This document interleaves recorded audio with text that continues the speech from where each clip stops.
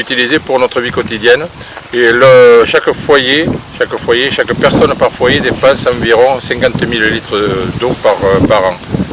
Cette eau qui est consommée doit être forcément recyclée derrière, donc c'est pour ça qu'on doit créer des centrales, des stations d'épuration afin de rejeter les eaux relativement propres dans la nature.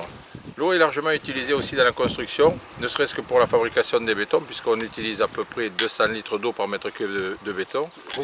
Aujourd'hui, cette eau, nous sommes obligés de la pomper dans les nappes du Pliocène, c'est-à-dire des nappes qui ont été formées il y a 4 millions d'années. Notre département s'est adapté à une agriculture peu consommatrice d'eau, donc par la plantation de vignes. Puis, en fait, les vignes ont été largement arrachées pour les remplacer par ce qu'on voit derrière moi, des friches. Des friches qui vont être certainement construites et urbanisées. Un peu plus loin dans les Aspres, toutes ces vignes ont été remplacées par des arbres fruitiers qui sont très largement arrosés justement par ces eaux qui sont prises dans le Pliocène et qui mettent en péril en fait toute la potentialité des volumes d'eau que nous pouvons avoir.